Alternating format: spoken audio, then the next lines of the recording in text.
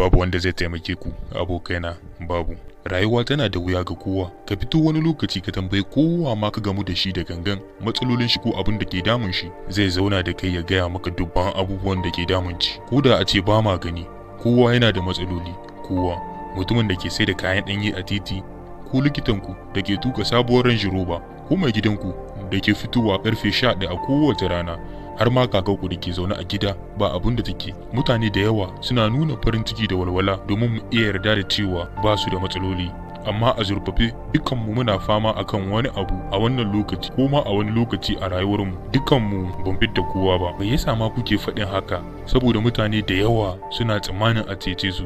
Mutane da yawa suna cikin baƙin ciki domin sauran mutane ba su lura da yadda suke rayuwa cikin matsi ba. Hakika wasu ma suna nisanta da wasu kawai don ba su tallafa musu ba a lokacin da suke cikin matsanancin hali. Suna tunanin sun tantance taimako kawai don suna ƙetare mummunan lokaci. Suna tsammanin iyalinsu za su cece su daga babban matsala, saboda iyali suna taimakon juna akai-akai. Ƙarya ne, haka na ake faɗa, amma ba haka ba ne. Suna tunanin cewa abokai suna nan domin tallafa ma juna. Idan kuna ɗaya daga cikinsu, ina da mummunan albishir a gare ku, babu wanda yake nan domin ya tallafa muku. Me yasa ma za ka tsaya tsammanin jiran wani ya taimaka maka? Bari na baku wani labari. A lokacin da nake yaro, na ji ciwo a hannu, ba ni iya rubutu abin da ke tebur domin ciwon da ke a gare ni.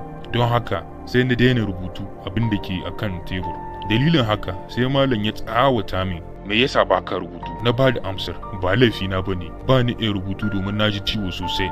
Malamin ya amsa min, haƙƙinka ne, wajibinka ne ka taimaki kanka a lokacin da kake cikin wahala. Idan ka tsaya jiran mutane su yi abubuwa a maimakonka, ba za ka taɓa yin nasara ba. Ban taɓa manta wannan kalmar ba, domin daga wannan lokacin na fara neman dogaro da kaina. Na bar kokarin jiran sai wani ya zo ya taimake ni, domin na san idan ban yi shi ba da kaina ba zan taɓa samu ba, ko ba zan samu abin da nake so ba. Malami bai san na ji ciwo ba, kenan ba zai iya taimako na ba idan ban sanar da shi ba. Haƙina ne na sanar da shi, ko na san yadda za ni maganin matsalata. Idan kuka tsaya jiran sauran mutane su zo su taimake ku, ba za ku taɓa girma ba, ba za ku taɓa nasara ba, domin kullum kun dogara da wani. Ba za ku taɓa samun cikakken farin ciki ba, domin za ku dinga jin tamkar farin cikin ku ya danganta daga sauran mutane. Ban ce bai kamata a nemi taimako ba, a'a, abin da bai kamata ba shine ku tsaya jiran wani ya taimake ku ba tare da kun tambaye su ba, ba tare da kun yi kokari ba, ba tare da kun sanar da mutum abin da ke damun ku ba. Mutane sun riga sun mai da hankali akan tasu matsalar.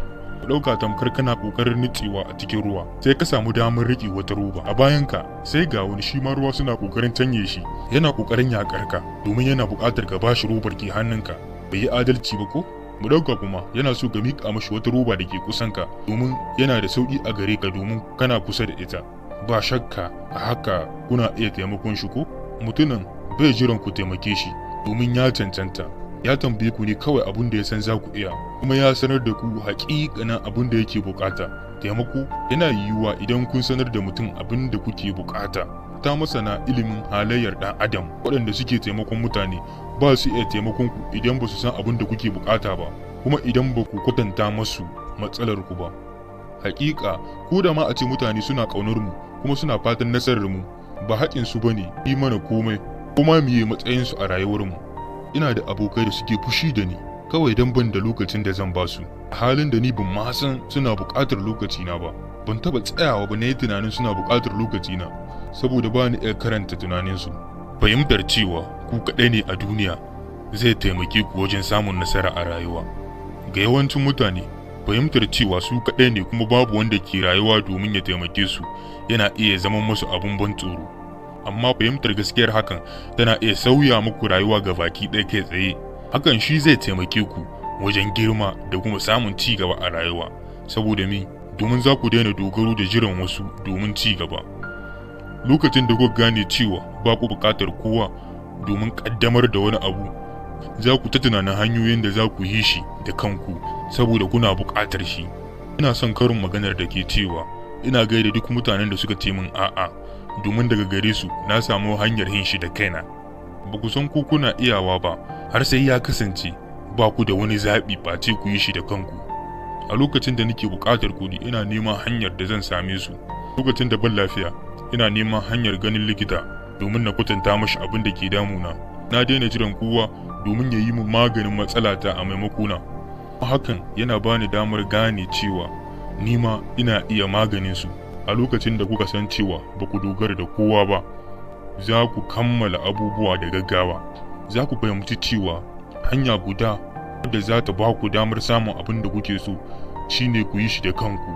A hakan za ku yi shi ba sai kun jira kowa ba.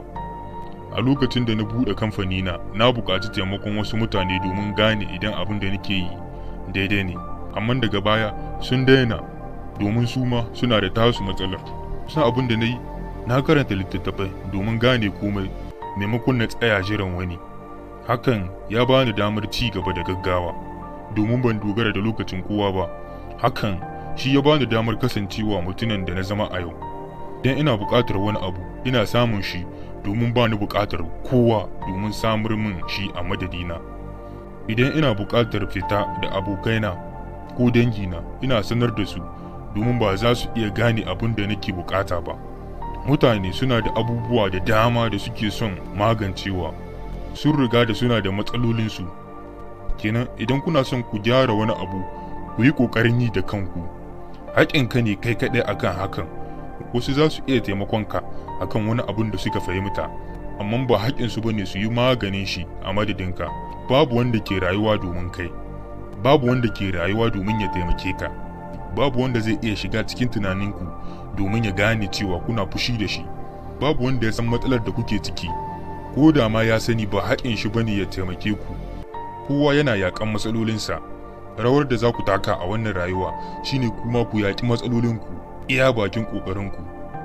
Kuma ku taimaki wasu idan kuna buƙatar taimako. A lokacin da na fahimci gaskiyar hakan, na dinga ci gaba da gaggawa. Na daina zaunawa na ta kuka ta hanyar jiran wani ya taimake ni ba tare da na sanar da shi matsalata ba. Na fara gane cewa idan ina buƙatar farin ciki, haƙƙina ne na samu hanyar da zan kasance ba tare da na danganta da wani domin kasancewa cikin farin ciki ba. Babu wanda yake rayuwa domin ni, kuma na san da hakan kuma ina farin ciki. Domin a yanzu na san da cewa Ubangiji ne kawai zai taimake ni. Idan kun ji daɗin wannan bidiyon, na gode da liking. Musamman kar ku manta ku subscribe in tashar, sai mun haɗu zuwa bidiyon mu ta gaba.